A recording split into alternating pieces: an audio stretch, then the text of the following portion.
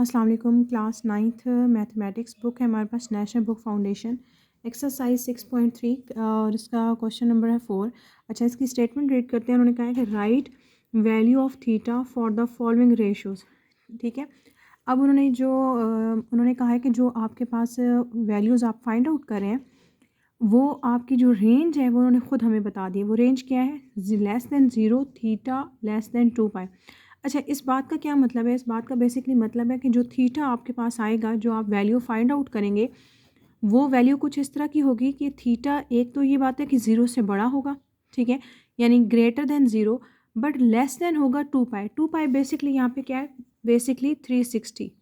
ठीक है, यानी कि थीटा की जो वैल्यू है वो 0 से तो बड़ी होगी, क्योंकि एंगल का जो है वो 0 से स्टार्ट होता है ना, उसके बाद वो 90, फिर 180, 270, यानी आपके पास उस तरह से अप टू सोन चलते रहे, 360 तक जाके वो स्टॉप हो जाता है। तो बेसिकली वो बात उसने की है कि 360 से लेस होगा, बट 0 से क्या होगा? ग्रेटर होगा। ये बेसिकली उसने सिर्फ एक कंडीशन बता दी कि थीटा कुछ इस तरह का आएगा। इट्स मीन हमारा आंसर 0 भी एक्सेप्टेबल नहीं है और 360 भी नहीं। ये जस्ट एक छोटी सी उसने हमें कंडीशन बता दी है। अब देखते हैं पार्ट वन उसने क्या कहा है? Sine theta equals to √2/2। अच्छा, ये आपके पास क्या है? थीटा की वैल्यू आपने फाइंड करनी है, तो थीटा इस साइड पे रहेगा और साइन को जब हम उस साइड पे लेके जाएंगे तो ये क्या बन जाएगा? साइन इनवर्स बन जाएगा। ठीक है, साइन को जब हम उस साइड पे लेके गए तो वो साइन इनवर्स बन गया। थीटा एज इट इज़ उसी साइड पे रहा है। अब देखिए, आपके कैलकुलेटर्स के ऊपर शिफ्ट होगा, शिफ्ट दबा के अब आपके पास ये आएगा कि साइन की तो वैल्यू हम साइन के अंदर तो ये वैल्यू पुट करके हम निकाल सकते हैं, कॉज में भी कर सकते हैं, टेंजेंट में भी। तो आपके पास कैलकुलेटर्स पे साइन होगा, शिफ्ट का शिफ्ट दबा के साइन लिखेंगे तो ऑटोमेटिकली आपके पास साइन इनवर्स लिखा हुआ आ जाएगा, यानी ये टर्म पूरी एज इट इज़ कैलकुलेटर पे आपके पास लिखी हुई आ जाएगी। अब क्या है? √2/2। और आपके पास अगर ऐसे कैलकुलेटर्स हैं जिनके ऊपर आप ये वैल्यू लिख सकते हैं तो आप इजीली लिख लें, अदरवाइज़ आपको इसे डेसिमल में कन्वर्ट करके फिर आपको लिखना पड़ेगा। अच्छा जी, जब हमने इसकी साइन इनवर्स और ब्रैकेट √2/2 इसको वैल्यू को फाइंड आउट किया तो हमारा एंगल क्या आया? 45 डिग्री। अब इसी के देखते हैं पार्ट टू में आपके पास क्या है? Cosecant theta. अब बेसिकली ये कॉसिकेंट थीटा है, जबकि आपके पास वैल्यू किस फॉर्म में है? साइन में, कॉज में और टेंजेंट में। तो कॉसिकेंट किसका इन्वर्स होता है? आपके पास ये इन्वर्स होता है साइन का। अब ये साइन का इन्वर्स है, ठीक है, ये साइन थीटा हो जाएगा। इसका मतलब है अगर इसका इन्वर्स है तो इसकी वैल्यू का भी उलट हो जाएगा। तो इसको मैं आपको छोटा सा साइड पे बता देती हूँ कि बेसिकली -1 है वैल्यू, ठीक है, इसके नीचे कुछ नहीं है तो इसका क्या मतलब होगा? इसके नीचे भी 1 ही होगा। अगर इसका भी उल्टा दिया जाए तो ये क्या बन जाएगा? 1/-1। तो 1/-1 भी किसके इक्वल है? बेसिकली सिंपल -1 के ही इक्वल है। तो हम इसको लिख सकते हैं। बात समझ में आई है? इसको मैं रिपीट कर देती हूँ। Basically cosecant theta equals to -1 था। कोसिकेंट हमारे पास कैलकुलेटर पे अवेलेबल नहीं है और हमारे पास वैल्यूज़ भी साइन, कॉस, टेंजेंट और कोटेंजेंट में गिवन है, जो हमने टेबल लास्ट वीडियो में डिस्कस किया था कि उसको आप कैलकुलेटर से निकाल सकते हैं। तो ये बेसिकली वही था। अब कोसिकेंट का जो इन्वर्स होता है वो क्या होता है? साइन होता है। जब आप इसका इन्वर्स लिख रहे हैं तो इट्स मीन इसकी वैल्यू का भी इन्वर्स होगा, यानी उसका भी रेसिप्रोकल लेना पड़ेगा। तो -1 के नीचे कुछ नहीं था तो मैंने क्या लिख दिया? 1। अब जब इसको उल्टाया है तो वो क्या हो गया? 1/-1। तो 1/-1 इक्वल किसके होता है? -1 के ना, ये -1 ही हो जाएगा। तो इट्स मीन इसका इन्वर्स लेने के बाद भी ये क्या आ रहा है? -1। अब अगेन थीटा इस साइड पे रहेगा तो ये क्या हो जाएगा? साइन इनवर्स, और ये क्या होगा? -1। तो साइन इनवर्स -1 लिया तो हमारा आंसर क्या आ गया? -90। अब आपको एक रेंज बताई हुई थी कि उसने कहा था कि जो थीटा है वो 0 से ग्रेटर है और लेस है 360 से। यहाँ पे थीटा की कहीं भी बात नेगेटिव की नहीं हुई ना, तो हमारा तो ये -90 आ रहा है। तो इट्स मीन मज़ीद इसको हमें कुछ सॉल्व करना पड़ेगा। अब वो किस लॉजिक से सॉल्व करना पड़ेगा, इसके लिए मैंने ये थोड़ा सा क्वाड्रेंट्स बनाए। आप पहले इनको थोड़ा सा समझ लें कि बेसिकली यहाँ पे अभी 0 डिग्री है, फिर 0 के बाद अगर ये एंगल यहाँ गया है तो वो क्या हो जाएगा? 90 डिग्री। 90 के बाद यहाँ पे आया है तो वो क्या हो गया? 180। 180 के बाद 270 और फिर ये अगेन क्या बना देगा? 360। अब एक छोटी सी चीज़ देखें, अगर आप देखें तो ये 0 से लेके यहाँ तक क्या है? 90। 90 में मज़ीद ऐड किया है 90 तो वो क्या हो गया? 180। 180 में अगेन 90 ऐड किया तो वो क्या बन गया? 270। अब 270 में मज़ीद 90 ऐड करेंगे तो हमारे पास क्या आएगा? बेसिकली 360। एक बात और मैं आपको बता दूं कि बेसिकली जो एंगल होते हैं वो हमेशा इसी तरह एंटी क्लॉकवाइज चलते हैं। बेसिकली इसकी रोटेशन यही होती है, ठीक है। ये यहाँ से 90 पे, 90 से 180 और फिर 360, ये एंटी क्लॉकवाइज इसकी डायरेक्शन होती है। बट ये क्या है आपके पास -90। इसका क्या मतलब है कि इसका क्या इट्स मीन कि एंगल, ये वाली डायरेक्शन सारी क्या है पॉजिटिव डायरेक्शन। अगर ये -90 है तो इट्स मीन ये एंगल कुछ इस तरह चल पड़े ऑपोजिट में, और इसका दरमियान में डिफरेंस कितना है 90 का। मैंने आपको ये बताया ना कि ये भी 90 है, ये भी 90, ये भी 90, सबको ऐड कर, तो अब ये 90 डिग्री तो है लेकिन ये ऑपोजिट डायरेक्शन में गया है। जबकि हमने बताया कि एंगल की जो डायरेक्शन होती है वो क्या होगी, बेसिकली ये एंटी क्लॉकवाइज होगी, तो ये ऑपोजिट में गया तो ये क्या हो गया -90। ठीक हो गई बात, जो कि क्या है एक रॉन्ग बात है। तो इसलिए टोटल एंगल कितना होता है हमारे पास 360। इस 360 के अंदर से हम इस 90 को क्या कर देंगे माइनस कर देंगे, यानी इस रॉन्ग वाले पोर्शन को क्या कर देंगे माइनस कर देंगे, तो हमारे पास थीटा की वैल्यू आ जाएगी। तो ये अगर मैं इसको 360 डिग्री को माइनस कर दूँ 90 डिग्री में से, तो ये मेरा आ जाएगा 270 डिग्री, और यही मेरा क्या है इसका आंसर। अब इस बात को थोड़ा सा मैं अगेन आपको आसान वर्ड्स में भी बता दूँ। बेसिकली ये कि हमारे पास जब भी कोई नेगेटिव में आएगा एंगल, तो याद रखिएगा उसको हमेशा आपको टोटल 360 के अंदर से उसको माइनस करना पड़ेगा, ठीक है। ये आपने लॉजिक हमेशा याद रखनी है। जब भी आपके पास एंगल नेगेटिव आएगा तो इसका मतलब है कि एंगल एंटी क्लॉकवाइज नहीं चल रहा, वो क्लॉकवाइज चलना शुरू हो गया। और जो रॉन्ग बात है, जो हमारे लिए अकॉर्डिंग टू कॉन्सेप्ट जो एंगल्स हैं वो आपके पास एंटी क्लॉकवाइज जा रहे हैं, यानी उनकी डायरेक्शन कुछ इस तरह की होती है। अगर वो इस तरह रिवर्स में जाना शुरू हो गया तो इट्स मीन वो ऑपोजिट डायरेक्शन में है। ड्यू टू दिस ये नेगेटिव साइन आया था, और इतने पोर्शन का ये क्या है बेसिकली 90, ड्यू टू दिस ये -90 आया। तो ऐसे केसेस में आपको उसे किस में से माइनस करना पड़ेगा 360 में से, जो एंगल आएगा बेसिकली जो ही हमारा क्या होगा उसका आंसर होगा। अब हम देखते हैं पार्ट 3। पार्ट 3 है हमारे पास tan थीटा इक्वल्स टू 1। अब अगेन थीटा इसी साइड पे रहेगा और tan उस साइड पे चला जाएगा, तो ये क्या बन जाएगा tan इनवर्स, और ये क्या होगा 1। अगेन आपको कैलकुलेटर पे क्या लिखना पड़ेगा शिफ्ट और टेंजेंट, और ब्रैकेट में करके आप इसे 1 लिखेंगे, तो यहाँ पे थीटा की वैल्यू क्या आ जाएगी 45 डिग्री। पार्ट नंबर है इसका 4 देखते हैं कि अब ये भी क्या है सीकेंट, तो इट्स मीन आपको यहाँ क्या लिखना पड़ेगा सीकेंट का इन्वर्स लिखना पड़ेगा, और सीकेंट का इन्वर्स क्या होता है कॉस थीटा। अब जब इसका इन्वर्स हुआ है तो इट्स मीन इसकी वैल्यू का भी इन्वर्स होगा। अब ये मिस्टेक आपने नहीं करनी स्टूडेंट्स कि आप इसको तो ले लें एज एन इन्वर्स, लेकिन ये वैल्यू एज इट इज़ लें तो ये रॉन्ग हो जाएगा। इसका अगर रेसिप्रोकल लेंगे तो ये क्या बन जाएगा 3/√12। अब ये जो यहाँ पे -1 था उसका रेसिप्रोकल मैंने आपको यहाँ पे लेके बताया है कि उसका रेसिप्रोकल भी लिया है जब हमने, तब भी वो -1 ही आया है।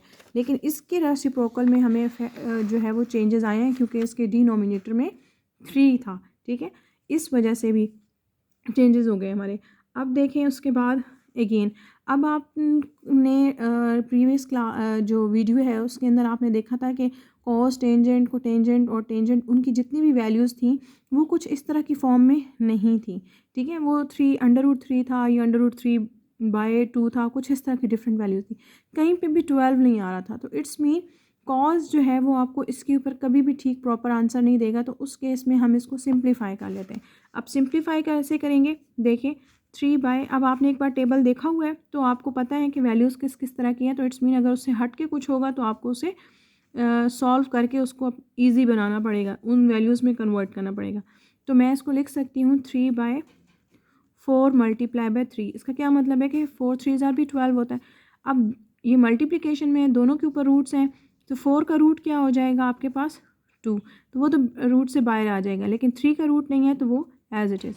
अब इसको क्या करेंगे नेक्स्ट स्टेप में हम 3/2 और √3 इनको मल्टीप्लाई करेंगे √3/√3 से, क्योंकि अभी भी ये हमारा कुछ प्रॉपर कंडीशन नहीं बनी, जैसे अभी हमारे पास वैल्यूज़ गिवन थी। तो अब जब इनको आपस में हमने किया है तो ये क्या हो जाएगा आपके पास 3/√3, 2 एज इट इज़, और डिनोमिनेटर वाला जो √3 है वो आपके पास क्या हो जाएगा स्क्वायर, ठीक हो गया। ये क्या है 3/√3, 2 एज इट इज़, और ये क्या होगा 3। अब 3 से कैंसिल, तो आपका आंसर क्या आया √3/2। आपने जब उसको टर्म को सिंप्लीफाई किया है तो आपके पास ये टर्म आई है। अब इसकी जगह आप रिप्लेस कर सकते हैं, वो क्या लिखेंगे, कॉस थीटा इक्वल्स टू √3/2। अब आप इस पे वैल्यू निकाल सकते हैं, थीटा इक्वल के इसी साइड पे ये क्या हो जाएगा, कॉस इनवर्स और √3/2। अब इस पे आपके पास अगर आप इसको कैलकुलेटर से वैल्यू निकालें तो वो आपके पास क्या आएगा, 30 डिग्री, और ये हो गया थीटा। बेसिकली टेबल से भी आप टेबल अगर आपको ज़ुबानी याद है तो आप तब भी डायरेक्ट लिख सकते हैं, लेकिन मोस्टली बेसिकली होता ही है कि समटाइम्स स्टूडेंट्स को टेबल याद नहीं रहता, ड्यूरिंग पेपर जो है वो प्रॉपर उस टेबल को नहीं कर सकते, तो वो फिर प्रॉपर पूरा टेबल लिखें और फिर उसमें वैल्यूज़ करें और वो करें, वो बेसिकली टाइम ही वेस्ट है। तो बेहतर है कि आप कैलकुलेटर की हेल्प से ही आप डायरेक्ट क्या कर सकें, वैल्यूज़ को फाइंड आउट कर लें। अब देखें 3/, सिंपल इसको दोबारा बता देती हूँ, सेकेंड थीटा था तो आपने सेकेंड का पहले इन्वर्स लिया और जो उसकी वैल्यू थी उसका भी इन्वर्स यानी रेसिप्रोकल। अब जितना भी टेबल है उसके अंदर कुछ भी इस तरह की वैल्यू नहीं थी, यानी 12 कहीं भी नहीं आ रहा था, वो चेंज वैल्यू थी। आपने कुछ इस तरह की वैल्यूज़ देखी हुई हैं, 1/√3 टाइप देखी हुई हैं, 1/√2 इस तरह की, तो इट्स मीन आपको इस वैल्यू को उन तरह की किसी भी वैल्यू में कन्वर्ट करना पड़ेगा। तो उसके लिए मुझे पता चल रहा था ये 12 है, तो मैं 4 3 आर 12 करके फिर उसको ईजीली जो है वो स्टेप बाय स्टेप मैं उनको सिंप्लीफाई करके √3/2 करके मैंने उसे निकाल लिया, और यहाँ पे थीटा की वैल्यू क्या आई है मेरी 30। अब इसका लास्ट पार्ट है, वो पार्ट है 5, तो थीटा इसी साइड पे रहेगा, कॉज इनवर्स और ज़ीरो, तो theta as it is cos inverse zero आपके पास क्या होगा, 90 डिग्री। अब हम इसका देखते हैं next question number 5। Question number 5 है, उन्होंने कहा if a terminal ray of theta is in first quadrant and cos theta equals to 1/2 then find the remaining trigonometric ratio of theta. अब इस पूरे स्टेटमेंट के अंदर तीन बातें यूज़ हो रही हैं। एक तो वर्ड यूज़ हुआ है टर्मिनल रे का, दूसरा वर्ड यूज़ हुआ है फर्स्ट क्वाड्रेंट का, और थर्ड आपके पास ट्रिग्नोमेट्रिक रेशियोज़ का। ठीक है, ये तीनों चीज़ें क्या हैं, पहले हम थोड़ा सा इसका कॉन्सेप्ट ले लेते हैं, तभी हम क्वेश्चन 5, 6 और 7 इसका सॉल्व कर सकते हैं। कॉन्सेप्ट जो है ये है क्वेश्चन 5 से 7 तक के अंदर यही कॉन्सेप्ट यूज़ हो रहा है, तो उसको पहले देख लेते हैं कि क्वाड्रेंट्स। ठीक है, अब क्वाड्रेंट्स क्या होते हैं, क्वाड्रेंट्स के बारे में थोड़ा सा सुन लें कि इसमें आप याद रखिएगा कि हमेशा ये फर्स्ट क्वाड्रेंट होता है, उसके बाद ये आपका सेकंड क्वाड्रेंट होता है, ये आपके पास थर्ड होता है, और ये फोर्थ क्वाड्रेंट होता है। ठीक है, अब आप इस पूरे क्वाड्रिलेटरल के अंदर खुद से ये नहीं कह सकते कि ये 2 है या ये 3 है या ये 4 है, ये एक फ़िक्स है, आपको ये पता होना चाहिए कि हमेशा ये फर्स्ट क्वाड्रेंट होता है, इसे सेकंड क्वाड्रेंट बोलते हैं, ये थर्ड और ये फोर्थ क्वाड्रेंट बोलते हैं। अब इन क्वाड्रेंट्स के अंदर दूसरी चीज़ देखें कि इन क्वाड्रेंट्स के अंदर कुछ ट्रिग्नोमेट्रिक फंक्शंस होते हैं। ठीक है, पहले हम थोड़ा सा ट्रिग्नोमेट्रिक फंक्शंस के बारे में देखेंगे, फिर मैं इन ट्रिग्नोमेट्रिक फंक्शंस को यहाँ से ही रिपीट कर दूँगी। दूसरी चीज़ आपको ये पता होनी चाहिए कि पहले 0 डिग्री होता है, जो अभी हमने क्वेश्चन में भी किया था, फिर 90 डिग्री, 180, देन 270, और अगेन ये क्या होता है, क्लोज होके 360 बन जाता है। ठीक हो गया। अब यहाँ पे कुछ मैंने लिखा हुआ है ऑल, और कुछ कॉज और साइन, और ये ट्रिग्नोमेट्रिक फंक्शंस हैं। ठीक है, इनके बारे में पहले थोड़ा सा पढ़ लेते हैं, फिर मैं आपको बताती हूँ कि ये चीज़ें मैंने यहाँ पर क्यों लिखी हैं। पार्ट नंबर 2 देखें, उसने कहा ट्रिग्नोमेट्रिक रेशियोज़ या फंक्शंस, वो बेसिकली क्या होते हैं, जैसे ये साइन, कॉस, टेंजेंट। अब साइन का इन्वर्स क्या होता है, कॉसिकेंट, कॉस का इन्वर्स होता है सीकेंट, और टेंजेंट का इन्वर्स क्या होता है आपके पास, कोटेंजेंट्स। अब देखिए एक और चीज़, अब आपके पास बेसिकली जो साइन है, कॉज है और टेंजेंट है, उनके लिए कुछ एक चीज़ है वो भी आपको पता होनी चाहिए कि हमारे पास बेसिकली एक ट्रायंगल ड्रॉ हुई हुई है, जिसमें ये आपके पास बेस होती है, ये आपके पास परपेंडिकुलर होता है, और ये आपके पास क्या होता है, हाइपोटेन्यूज होता है। ठीक है, इनको in short form P, H और बी लिखा हुआ है। अब इसी की हेल्प से हमारे पास साइन, कॉज और टेंजेंट देखें। अब साइन किसके इक्वल होता है, साइन इक्वल होता है बेसिकली परपेंडिकुलर ओवर हाइपोटेन्यूज के, कॉज इक्वल होता है बेस ओवर हाइपोटेन्यूज के, और टेंजेंट इक्वल होता है परपेंडिकुलर ओवर बेस के। ठीक है, ये टर्म्स उसके रेसिप्रोकल हैं, तो इट्स मीन इनकी जो पी बाय एच है तो ये एच बाय पी हो जाएगा, यानी बेस बाय हाइपोटेन्यूज है तो हाइपोटेन्यूज बाय बेस हो जाएगा। इसी तरह ये भी कोटेंजेंट भी क्या होगा, इसका रेसिप्रोकल हो जाएगा। अब जो देखते हैं, अब आपके माइंड में ये आएगा कि कुछ बच्चे जो हैं वो पेपर में इस चीज़ को भूल जाते हैं, जैसे साइन परपेंडिकुलर बाय हाइपोटेन्यूज के इक्वल है, या अगर वो बेस बाय हाइपोटेन्यूज लिख दें तो ऑब्वियसली उनका सारा क्वेश्चन रॉन्ग हो जाएगा, और अगर उनकी साइन की वैल्यू रॉन्ग निकलेगी तो नेक्स्ट कोज और टेंजेंट की वैल्यू भी वो उसी तरह रॉन्ग ही निकालेंगे। तो sine theta perpendicular over hypotenuse के इक्वल होता है, इस चीज़ को कॉज वाले को और टेंजेंट वाले को याद करने के लिए एक छोटी सी टेक्निक है। यहाँ पे देखें, पहली जरा है ये एक ही सेंटेंस, बट मैंने उसको 3 लाइन्स में लिखे क्योंकि some people have curly brown hair through proper brushing. ठीक है, अब इस चीज़ को थोड़ा सा देखें। उसने कहा कि some people have, some for sine, people for perpendicular, have for hypotenuse. ठीक हो गया। उसने कहा सम पीपल हैव, ये सेंटेंस आपको याद रहेगा, तो मतलब साइन, परपेंडिकुलर ओवर हाइपोटेन्यूज। अब नेक्स्ट देखें, curly brown hairs. Curly means cos, brown means base, hair means hypotenuse. Through proper brushing, अब थ्रू प्रॉपर ब्रशिंग मतलब through for tangent, P for proper, brushing means base. ठीक हो गया। यानी कि ये पूरा अगर आपको सेंटेंस ज़ुबानी याद है तो सम, कर्ली और थ्रो, इनकी हेल्प से आप साइन, कॉज और टेंजेंट आप निकाल सकते हैं। और ये तो ऑब्वियसली उसके इन्वर्स है, अगर आपको ये पता होगा तो आप उसका इन्वर्स भी देख सकते हैं, कॉज और। हाँ, ये अलग बात है कि आपको यहाँ से मिस्टेक नहीं होनी चाहिए कि साइन का इन्वर्स आप कॉज ना बना लें, फिर आपको ये दोनों में कन्फ्यूजन हो जाएगी, ये भी रॉन्ग लिख देंगे, ये भी रॉन्ग लिख देंगे। तो ये याद रखना है कि साइन का इन्वर्स हमेशा कॉसिकेंट होता है, कॉस का इन्वर्स हमेशा सीकेंट होता है और टेंजेंट का इन्वर्स हमेशा कोटेंजेंट होता है। अब यहाँ से आपको पता चल गया कि ये सारे क्या हैं, बेसिकली ट्रिग्नोमेट्रिक फंक्शंस हैं। अब आते हैं उस क्वाड्रेंट में और उसमें देखते हैं ये ट्रिग्नोमेट्रिक फंक्शन कहाँ लिखे हुए हैं। अब देखें, फर्स्ट क्वाड्रेंट के अंदर जितने भी ट्रिग्नोमेट्रिक फंक्शंस हैं, वर्ड क्या यूज़ हुआ, ऑल। ऑल का मतलब है कि जितने भी ट्रिग्नोमेट्रिक फंक्शंस हैं, आपने भी पढ़े साइन, कॉस, टेंजेंट और उनके इन्वर्सेस, वो सारे के सारे यहाँ पर क्या होंगे, ऑल पॉजिटिव, यानी कि सब के सब यहाँ पे पॉजिटिव होंगे। अब क्वाड्रेंट 2 में देखें, क्वाड्रेंट 2 में जस्ट साइन और उसका इन्वर्स पॉजिटिव होगा, बाकी कोई भी ट्रिग्नोमेट्रिक फंक्शन यहाँ पे आ गया, जैसे टेन आ गया, कॉस आ गया, वो सब यहाँ पे क्या होंगे, नेगेटिव होंगे। ठीक है, फर्स्ट में सारे पॉजिटिव है, यानी तीनों trigonometric function. Second quadrant just sine का है और उसके इन्वर्स का है। थर्ड क्वाड्रेंट इसका मतलब जस्ट टेंजेंट का है और उसके इन्वर्स को टेंजेंट का है। फोर्थ क्वाड्रेंट किसका है, कॉस का है और सीकेंट का है।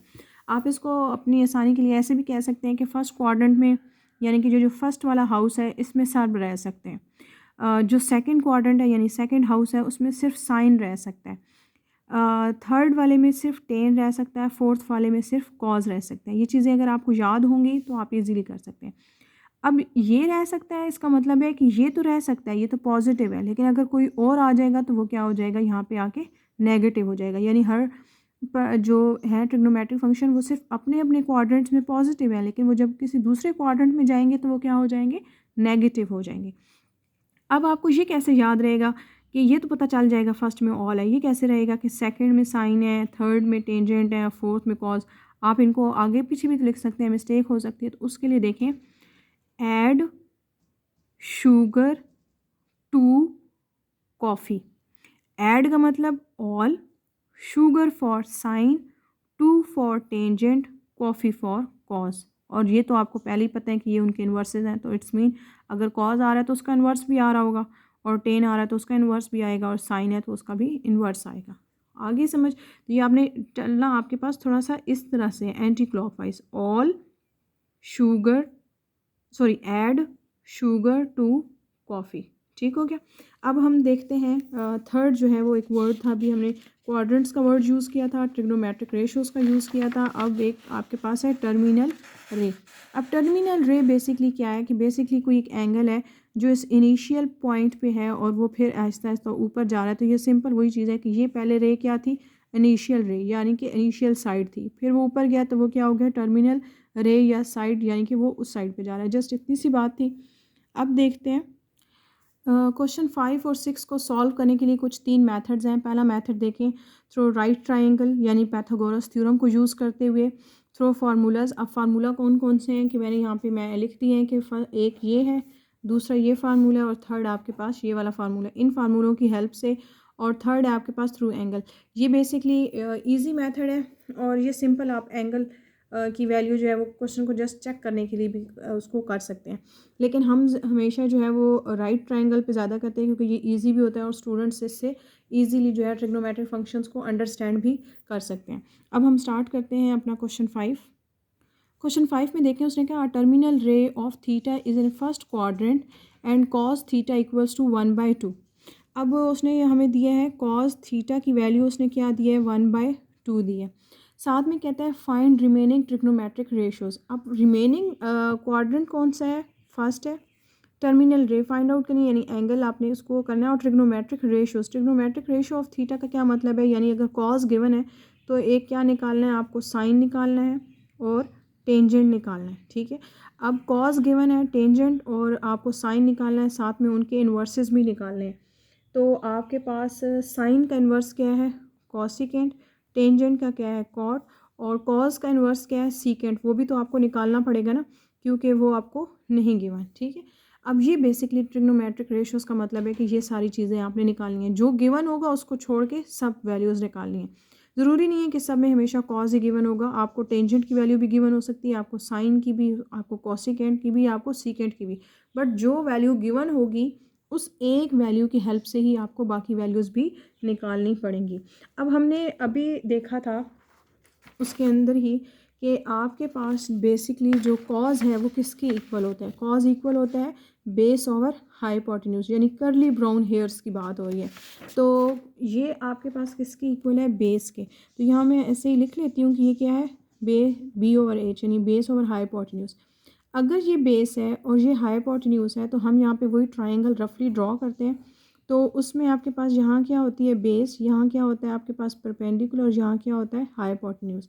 तो बेस की वैल्यू आपको क्या पता है 1, परपेंडिकुलर की वैल्यू आपको नहीं पता, और हाइपोटेन्यूज की आपको कौन सी वैल्यू है यहाँ पे 2।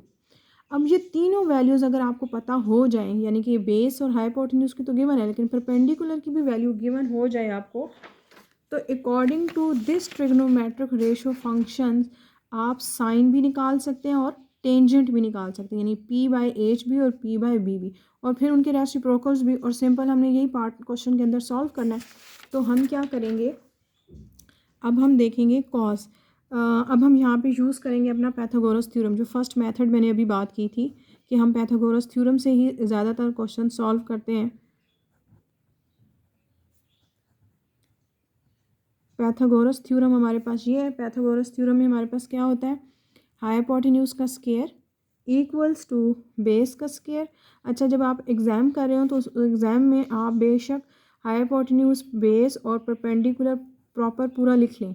ये जस्ट मैंने उनके अल्फ़ाबेट्स यूज़ किए हैं ताकि आपका ज़्यादा इसमें टाइम ना हो। अब उसके बाद है बेस, हमारे पास की वैल्यू क्या है 2, ये 2 का स्क्वायर, बेस है आपके पास 1 का स्क्वायर, और परपेंडिकुलर आपके पास क्या है यहाँ पर अननोन है, तो वो एज इट इज़ ही आ जाएगा। ये क्या होगा 4 इक्वल्स टू 1 प्लस पी का square, 4 minus 1 equals to P का स्क्वायर। तो ये क्या होगा, पी स्क्वायर की वैल्यू क्या आएगी 3। तो अब हम यहाँ पे क्या करेंगे, टेकिंग स्क्वायर रूट। अब हम स्क्वायर रूट अगर ले लें यहाँ पर तो वो क्या होगा, p इक्वल्स टू क्या होगा √3। अब देखिए तीनों वैल्यू आ गई है हमारे पास, p की भी, यानी परपेंडिकुलर की, बेस और हाइपोटेन्यूज पहले से ही हमें पता थी। तो अब ट्रिग्नोमेट्रिक रेशियोज जो गिवन है वो हम निकाल लेते हैं। वो क्या है आपके पास, पहले साइन थीटा। साइन थीटा किसके इक्वल है, साइन थीटा हमारे पास है सम पीपल हैव। तो सम पीपल हैव, तो p for perpendicular over hypotenuse. तो हाइपोटेन्यूज हमारा क्या था 2, और p हमारे पास क्या है √3। कॉज का क्या है आपके पास है करली ब्राउन हेयर्स, यानी करली ब्राउन हेयर्स, b और h। b आपके पास क्या है 1 और h है आपके पास 2। इसके बाद है टेंजेंट, वो क्या है थ्रू प्रॉपर ब्रशिंग, यानी t फॉर ये प्रॉपर ब्रशिंग, यानी p फॉर परपेंडिकुलर ओवर आपके पास क्या है बेस ब्रशिंग से, तो वो क्या है 1। तो उसके 1 लिखें या ना लिखें एक ही बात है। और अब ये क्या है उनके रेसिप्रोकल्स, तो ये उलट जाएंगे, तो ये क्या बन जाएगा 2/√3। इसका रेसिप्रोकल लेंगे तो 2 हो जाएगा, इसके नीचे कुछ नहीं है, इसका मतलब 1 है, तो ये क्या हो जाएगा 1/√3। इस तरह से हमने क्वेश्चन क्या कर लिया, उसको सॉल्व कर लिया। अब हम देखते हैं अपना question number 7। Sorry, next question में पहुंचने से पहले एक छोटी सी चीज़ और बता दूं कि यहाँ पे क्वाड्रेंट क्या था, फर्स्ट क्वाड्रेंट था। फर्स्ट क्वाड्रेंट का क्या काम था, अगर क्वाड्रेंट फर्स्ट है तो इसका मतलब है जितने भी ट्रिग्नोमेट्रिक रेशियोज़ होंगे वो सारे के सारे क्या होंगे, पॉजिटिव होंगे, क्योंकि फर्स्ट क्वाड्रेंट में आपने ट्रिग्नोमेट्रिक रेशियोज़ को क्या पढ़ा था, साइन कॉस और टेंजेंट को पॉजिटिव, इसीलिए उनकी सारी वैल्यूज़ भी क्या हुई हैं, पॉजिटिव ही होंगी। अगर यहाँ क्वाड्रेंट चेंज हो जाएगा तो कैसे ट्रिग्नोमेट्रिक रेशियोज़ के ऊपर भी इफेक्ट होगा, यानी कि वो पॉजिटिव या नेगेटिव होंगे, ये भी एक क्वेश्चन है, हम उसको सॉल्व करेंगे तो आपको वहाँ से क्लियर हो जाएगा कि किस तरह से हम इसको कह सकते हैं कि कौन सी वैल्यू, अगर तो ऐसा क्वाड्रेंट आ गया जहाँ पे साइन नेगेटिव है तो उसकी वैल्यू के साथ हम नेगेटिव लिख देंगे, ये भी हम क्वेश्चन करते हैं नेक्स्ट, तो फिर आपको पता चलेगा वहाँ से। Question number 6, if terminal ray of theta is in second quadrant, अब ये किस में है आपके पास, सेकंड क्वाड्रेंट में, ठीक है, and cosecant theta equals to 2, then find the value of this. अब इसकी वैल्यू आपको बेसिकली क्या करनी है, फाइंड आउट करनी है। तो पहले तो हम ट्रिग्नोमेट्रिक जो साइन है और कोसिकेंट की वैल्यू गिवन है और कॉस की नहीं है, तो पहले तो हम कॉस की वैल्यू निकाल लेते हैं, ठीक है, क्योंकि बेसिकली साइन किसका इन्वर्स होता है, कॉसिकेंट, तो ये कॉसिकेंट हमें साइन की तो वैल्यू दे देगा बट कॉस की वैल्यू नहीं है, तो पहले कॉस की वैल्यू फाइंड आउट करेंगे, उन वैल्यूज़ को यहाँ सब्स्टिट्यूट करेंगे और देन हम अपना क्वेश्चन क्या कर सकते हैं, इसको प्रॉपर सॉल्व करेंगे। अब देखते हैं भला, अब यहाँ पे लिखा है मैंने कॉसिकेंट थीटा की वैल्यू क्या है 2, और कॉसिकेंट किसका इन्वर्स होता है, साइन का, तो साइन थीटा किसके इक्वल होगा, इसका रेसिप्रोकल ले लिया, वो क्या हो गया 1/2। अब इक्वल्स टू क्या है, ये आपके पास साइन किसके इक्वल होता है, सम पीपल हैव, तो यानी कि ये पी है और ये क्या है, हैव, यानी कि हाइपोटेन्यूज है। अब आपके पास परपेंडिकुलर की वैल्यू भी गिवन है और हाइपोटेन्यूज की भी वैल्यू गिवन है, तो यहाँ पे मैंने परपेंडिकुलर की वैल्यू लिखी है 1 और हाइपोटेन्यूज की वैल्यू 2, और बेस मेरे पास नहीं है तो वो मैंने फाइंड आउट करना है। अब क्या कहते हैं, बाय पाइथागोरस थ्योरम, अब फार्मूला लिखें, हाइपोटेन्यूज का square equals to base square plus perpendicular का स्क्वायर, फार्मूला लिखा है, वैल्यूज़ लिखी हैं और यहाँ से बी की वैल्यू फाइंड आउट कर लिए, वो क्या कहते हैं, टेकिंग स्क्वायर रूट। अब बी इक्वल्स टू क्या आया, √3, तो कॉस थीटा की वैल्यू क्या आई आपके पास, कॉस किसके इक्वल होता है, कर्ली ब्राउन हेयर्स, तो बी और हेयर्स फॉर हाइपोटेन्यूज, और हाइपोटेन्यूज आपको पहले से पता था वो 2 है, तो √3/2। अभी भी ये वैल्यू कंप्लीट नहीं है। अब इसके लिए देखें के पास, आपके पास क्वेश्चन में उसने सेकंड क्वाड्रेंट की बात की है, जबकि सेकंड क्वाड्रेंट में आपके पास साइन पॉजिटिव है, ठीक है, तो अगर सेकंड क्वाड्रेंट में साइन पॉजिटिव है और अगर कॉज सेकंड क्वाड्रेंट में आ जाएगा तो क्या हो जाएगा, नेगेटिव। इट्स मीन बात अगर सेकंड क्वाड्रेंट की हो रही है क्वेश्चन के अंदर, तो इसका मतलब है कि सेकंड क्वाड्रेंट के अलावा जो भी ट्रिग्नोमेट्रिक फंक्शन होंगे, यानी टेंजेंट हो गया और कॉज हो गया, ये दोनों सेकंड क्वाड्रेंट में नेगेटिव ही होंगे, सिर्फ साइन ही पॉजिटिव होगा। तो इसीलिए आपको क्वेश्चन में जो साइन की वैल्यू थी वो क्या थी, पॉजिटिव थी, यानी 1/2 थी, लेकिन जब आपने कॉस की वैल्यू निकाली है तो वो क्या निकाली है, √3/2, और जब कॉस की वैल्यू ने सेकंड क्वाड्रेंट में जाना है तो वो क्या बन जाएगा, नेगेटिव, क्योंकि कॉस को सेकंड क्वाड्रेंट में जाना ही पड़ेगा, क्योंकि क्वेश्चन की स्टेटमेंट ऐसी है, क्योंकि उसने बात बताई है कि ये टर्मिनल रे किस में है, सेकंड क्वाड्रेंट में, तो इट्स मीन वहाँ पर ये क्या हो जाएगा, नेगेटिव √3/2। अब देखते हैं हम इसकी वैल्यू सब्स्टिट्यूट करके, कॉस थीटा की वैल्यू है हमारे पास माइनस अंडर रूट, हम यहाँ नीचे लिख लेते हैं -√3/2, ठीक हो गया। आगे आपके पास है साइन स्क्वायर की वैल्यू, यानी कि वो क्या है आपके पास 1/2 का स्क्वायर, और माइनस कॉस की वैल्यू है अगेन -√3/2 और इसका स्क्वायर, ब्रैकेट क्लोज। डिनोमिनेटर में क्या आएगा हमारे पास, साइन का अगेन 1/2 का स्क्वायर प्लस और -√3/2 और यहाँ पर भी इसका स्क्वायर, ठीक हो गया।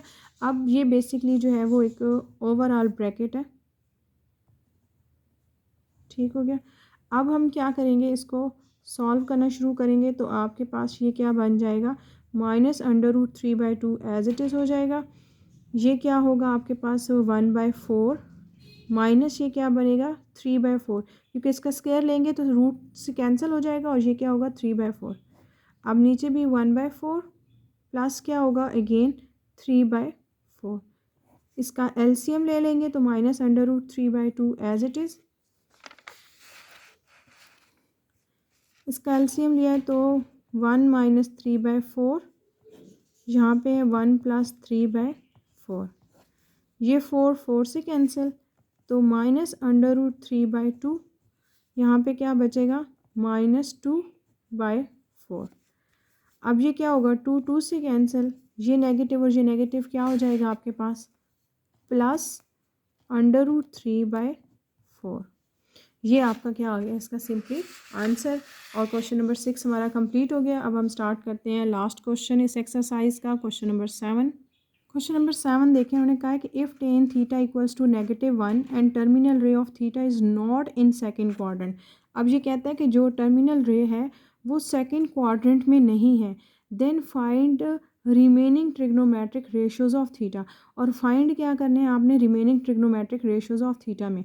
अब इसका मतलब है अब आपने ये देखना है कि ये किस क्वाड्रेंट में है, तो पहले हम इस टेन थीटा की हेल्प से दूसरी टर्म्स फाइंड आउट कर लेते हैं। वो देखें ज़रा पहले, तो टेन थीटा इक्वल्स टू क्या था, -1, और टेन थीटा किसके इक्वल होता है आपके पास, P/B, यानी परपेंडिकुलर ओवर बेस के, क्योंकि ये टेन क्या था, प्रॉपर ब्रशिंग था ना, बेसिकली थ्रू प्रॉपर ब्रशिंग था, तो P फॉर परपेंडिकुलर और ये क्या होगा, बेस। अब आपके पास वैल्यूज़ किसकी गिवन है, परपेंडिकुलर की और बेस की। इसके नीचे कुछ नहीं है तो इसका मतलब क्या होगा, यहाँ पे क्या है आपके पास 1। तो बेसिकली बेस की वैल्यू और परपेंडिकुलर की वैल्यू आपने सब्सिट्यूट किया है, तो आपके पास हाइपोटेन्यूज की वैल्यू क्या आ गई, 2। अब बोथ साइड्स पे आपने स्क्वायर रूट लिया है, तो आपके पास हाइपोटेन्यूज की वैल्यू आई है √2। अब हमने निकालनी है साइन की, कॉस की, टेंजेंट की, तो आपको ऑलरेडी यहाँ पे वैल्यू क्या गिवन है, -1, और ये उसका इन्वर्स होता है, तो ये भी आपके पास क्या आएगा, -1। अब बारी है इन दो वैल्यूज़ की, और ये ऑब्वियसली उसका रेसिप्रोकल होंगी। अब आते हैं क्वाड्रेंट्स वाली बात पे। क्वाड्रेंट्स उसने क्या कहा था कि terminal ray of theta is not in second quadrant.